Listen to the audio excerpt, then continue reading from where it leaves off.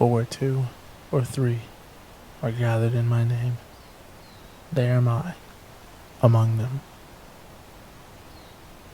This is the gathering.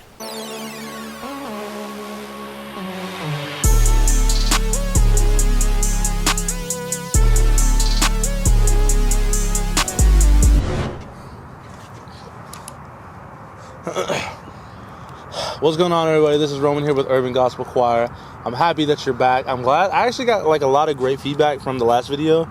And so we're just going to continue our gathering series. And I'm sitting down with Brandon, the founder, owner of Unworldly. Just recently had a pop-up. One of my best friends, not really one of them, the only one. I don't have a lot of friends. He has a lot of friends. I have like. No, I don't. Yeah, you do. Nah. How many people do you have in your favorites on in your messages? 3, 6, 9. Is that 12? My mom and my sister. Nah. They're on there. Well, this is Brandon from Unworldly. Tell them a little bit about yourself. I'm a young kid trying to figure it out, for real. Trying to just find my way in this world. Confused at moments. But I be in my word. Be trying to ask for guidance from people around me like Roman. Oh, really? Well, sometimes Roman ain't available. And then God says, hey, don't do that. Oh, yeah. Sometimes. Because he be acting up sometimes, All right, so... What? My bad. Oh, no. That was it. Hey, low-key, I'm glad. Low-key, I thought you were going to be like... You were going to talk and wait for me to eat and then stop talking. Okay, so today, we're going to be talking about dreaming. More specifically... We're going to be talking about our dreams right now. So what are your dreams? No, let me go first and then I'll let you go. Okay. So my dream right now, the biggest dream on my mind is really to start doing IGC for a living. Start making videos for a living.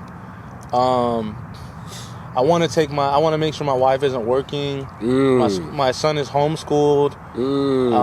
That's my dream right now. That's the biggest dream I have on my mind right now.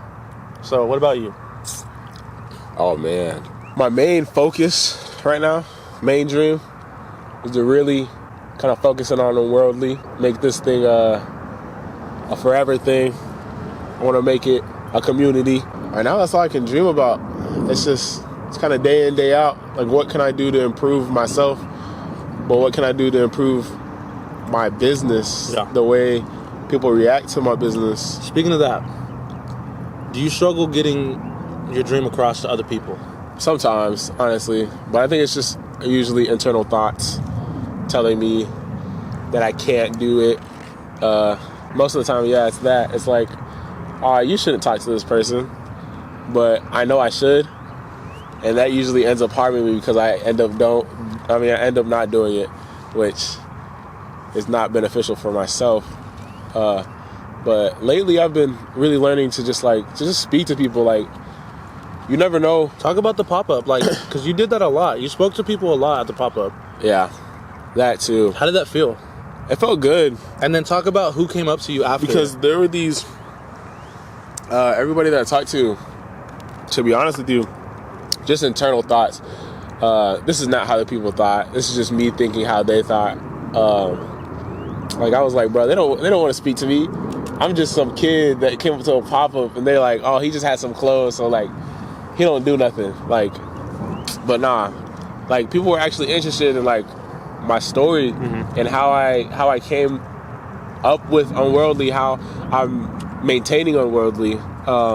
What was the other question that you had? Who came up to you in the booth? Yes. So at the end of the pop-up, which was crazy, I never would have thought the owner of the pop-up actually came up and asked if they could have some merch. If they could buy it. And I was surprised. I was like, the owner? Yeah. Me?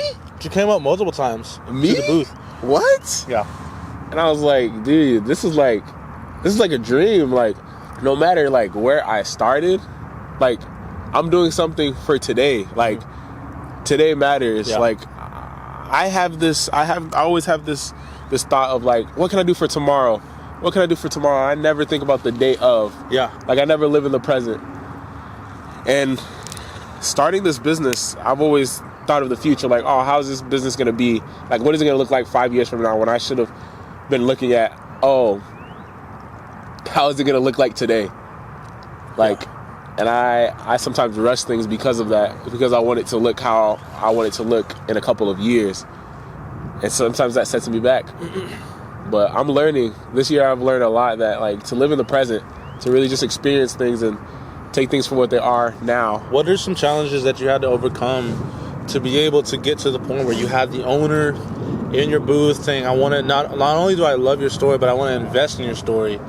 What did you have to overcome? Was it a lack of confidence? Was it, I don't know, like, just give me some things that you had to overcome. Yeah. Because, like, let's be honest, nobody expected her to come in there. Yeah. But there was something about you that you had, whether it was your story, whether it was the creativity. What do you think about you and Unworldly attracted the owner? What do you think that was? I want to say a little bit of our designs. Yeah. Because our designs do pop out a little bit. It was a little attractive. different. Yeah, it was attractive. But I noticed that she was walking around, and I guess she heard my story and was interested in that, how it came to be, and was, like, more intrigued. Like, oh, okay, this is not just, let's be honest, like a quick money scheme to be like, A summer thing. yeah, like, he's not just trying to make quick money. Like, oh, he just wants money for the summer. He's for not school. just trying to buy a laptop or something. Yeah, it's like, oh, this is genuine. This is his story. Yeah. Like, he's trying to discuss. He's trying to be a community. He's trying to discuss how things play a factor in life, like how I grew up. Yeah. And how I am now. She was very interested in that. So, I mean, that was amazing. I would have never thought. So really, it was like you had to overcome your circumstances to get to the point where you could talk about it. Yeah. So, I love that. I was reading this verse, right? By the way, in the Bible it says, you know, don't worry about tomorrow because they already have their own troubles. Just worry about today. Which I think for me, I really have to remind myself, because I'm an overthinker. Yeah. And I'll think about step 2 and 3 before I've even done step 1, which is a problem, because step 2 and 3, I'm usually thinking of what problems can come from 2 and 3, but I haven't seen what the outcome of step 1 is. So getting ahead of yourself is definitely a problem. Yeah. I was reading the story. Pharaoh sent 2 of his workers into prison with Joseph, and they said this. They said, we both had dreams last night, but no one can tell us what they mean. And Joseph said this. He said, interpreting dreams is God's business. Go ahead and tell me your dreams. So, my question to you, we let God give us the dreams. We let God plant the dreams inside of us, but we don't ever ask him, what does it mean? Do you think that you give God a good amount of opportunities, or maybe not that many opportunities to interpret? No, I'll be honest. I don't give God the opportunity to interpret my dreams or my thoughts or what he puts in my mind. Like, honestly, I've always been in such a, like, do it myself isn't that type a of crazy moment. thought, though? Yeah. A lot of us struggle with, like, dreams. What does it mean? How do I portray it? But we don't ever go to the person that gave it to us. Yeah. That's such a crazy thing to know, that there is a place for interpreting our dreams. Yeah. Do you think that's an avenue that you'll use more, or what do you think about that? So, like, obviously, I'm a more of a, like, do it myself type of person, and I've learned lately, like, you can't do it all by yourself. Like, you can try to, but you'll fail. Yeah. Like, you need a community, and that's why I'm building a community. Exactly. There's too many things to stress about for me to do it by myself, and that's where I let God step in, and the people God has put around me to really, like, use their abilities, because everybody has their own abilities. They have their own strengths and weaknesses, and my weakness is, you know, letting people work how they work. Bro, you remind me of a story. So when Jesus was in the boat with, you know, the disciples, he was in the boat with the disciples that had the most experience in being fishermen. Yeah. People that had experience with being on the water during storms. Yeah. And this is a crazy thing, bro. They woke Jesus up, bro. What do we do? Fishermen, fool. From birth. Woke Jesus up. Like, what doing something all your life. Bro, and for you to be afraid of something that you've done your whole life. This just shows, like, you, bro. Doesn't matter how much experience you think you have. It doesn't matter how much confidence you have. Nothing will replace the peace that God gives you. Yeah. Nothing can replace that. Fishermen said, how do I do my job? Yeah. to a carpenter. Yeah, that's crazy. So to people that have dreams out there and you don't know how to get your point across, because that was me. I didn't, like, it probably took me 3 or 4 weeks of asking God, how do you want me to get this message across? First it was, what do you want me to talk about? He said, talk about me. Then I said, how do you want me to do it? And he said, talk about me with other people, with like-minded people.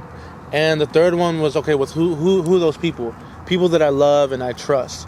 So it was like 3 or 4 weeks of me really asking God, how do you want me to get this point? How do you want me to get this dream across?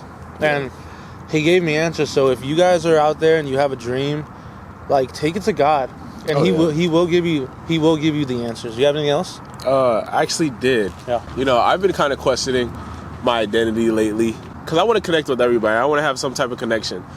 And yesterday I was kind of just going to my church that I have on Tuesday. There was one thing that the pastor said, and he was saying that shame is the fear of disconnection. That's crazy. That hit me because I was like, whoa. Explain what that means to you. I don't fully understand it. To me, like, we're used to having something in common with everybody. Yeah. Or at least wanting that. Or at least wanting that connection Sometimes with somebody. lying about it. Yeah. Yeah. That, like, we'll lie to have that connection with that person. And I feel like people don't want to be different. Mm-hmm. Like, sometimes people don't want to be different. They want to act like the same person that they're with. Yeah. We fear that disconnection so deeply that it's like shameful to be yourself. Wow, that's a great perspective. So I don't know. Lately, I've just been thinking, like, dude, how can I be more Of yourself? more of myself? Yeah. Like, not fearing that disconnection, because I'm gonna have a disconnection with somebody. With everybody. Me and you. Yeah. Like, we have a lot of disconnections. More connections, but Yeah. But like, I'll be annoying him. yeah. Yeah. Okay. Yeah. Okay. And I just, nah. Damn. But it's lovely annoyance. Uh-huh. Uh, It's like when a baby cries. yeah. It's annoying, but it's like that's my baby. Nah, but like, yeah, I've just been learning to like be okay being with yourself. the disconnection. Oh. Like, I don't have to connect with That's everybody. facts. Yeah, like, if I'm being myself, like be you, honestly. Bro, and you know what's so cool? It is very freeing. Like, the moment that you choose to, like, really like what you like, you start to find the authentic people that like you. You know? Because, like, when you're just busy trying to be like everybody else and like everything everybody else likes, you don't truly know who likes you or who likes what you do. But the moment you start doing what you love to do, those people that say they like you and they don't, they fall off.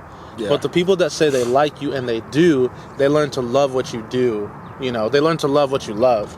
It's work to be like everybody else. Yeah. It's a lot of work. Definitely is. And it is shameful that we have to hide. What is the word you heard? It's shame is what? Shame is the fear of disconnection. That's crazy. I know. That really hit me. Yeah, for sure. That hit. Yeah. One other thing, too.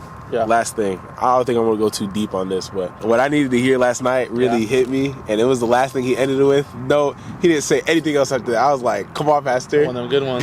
Give me something good. He said, yeah, come back next week. Yeah, come back next week. By the way, don't forget the offering at the door. I'll do this for free.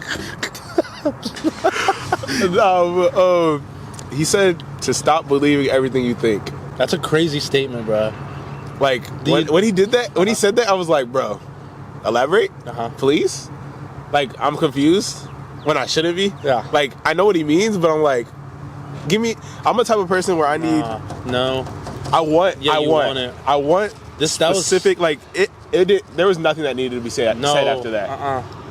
But I felt like there needed to be something, but really there was nothing. That is such a beautiful statement to leave open-ended, to leave on a question mark, to leave on a hook, because I'm taking it as video quality. Stop believing everything you think. I will not put out a video because I don't think it looks good. But the goal isn't good. The goal is good enough. It's so freeing to put out a video knowing that it's good enough. Like, yeah. Because then you put out more videos. Now, I'm not saying put out videos that are crappy. Yeah. But put out videos that are good enough, you know? What is that? What did that statement mean to you? What's the first thing you thought of? What is it? Overthinking. Overthinking. Really, because I overthink everything. Like, me and Roman were having a conversation a couple of days ago where I was legit was putting thoughts in my head that should have never been there. Or maybe you weren't taking the thoughts out of your head that shouldn't have been there. Yeah, that's true. Yeah, the bad thoughts. Because low-key, those thoughts don't start in your head. Yeah, They come from something else. They come from outside and go in. I've had some like past trauma, Of course. that I'm still working on, you know, trying to become a better person about. And that affected how I took a situation, Yeah. How you responded to it. how I responded to it. Like, it made me be a person that I didn't think I was. Yeah. After hearing that, I was like, bro, stop believing everything you think. Yeah. So stop thinking? Bro. But that's not what it means. It's like, you know exactly what it means. Yeah. I'm the type of person, I take it so far. Yeah. It's to like, tell me like exactly what I need to stop thinking about. Yeah. Do I need to stop thinking about school? Do I need to stop thinking about work? Do I need to, like, no. You know exactly what you need to stop thinking about. And it's crazy how our mind works like that. Yeah. Like, to where until we're told exactly what to stop thinking about or what to stop doing, Yeah. we take it as far as to like stop doing everything. I feel like a lot of times we want people to tell us what to do, what not to do. But that's not how God works. Yeah. From the beginning, everything was our choice. Yeah. Receiving or denying. And I think a lot of times we forget that receiving is the option. We straight up just deny. We deny and then we try to make things happen ourselves. And we completely forget that receiving is the option. So, like, back to the question about dreaming.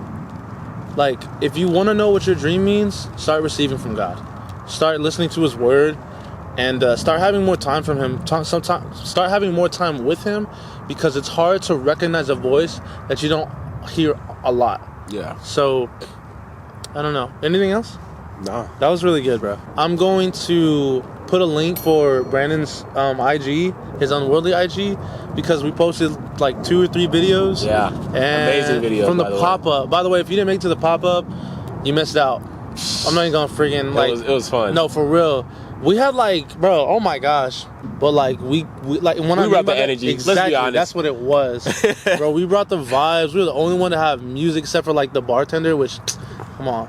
Ain't nobody drinking to silence. Well, like, come on. Yeah, you knew you They had to bring that. Yeah. Yeah, but if you missed the pop-up, then you really did miss out. But I'm glad you guys could watch this video, like, subscribe, comment, all that stuff. And follow me on IG. And yeah, that's it. All right. You gonna have that piece of chicken? No, you can have it. Okay. I thought we were gonna end it off like in a funny way. You know what I mean? That was good. I'm going to leave it like that. That was really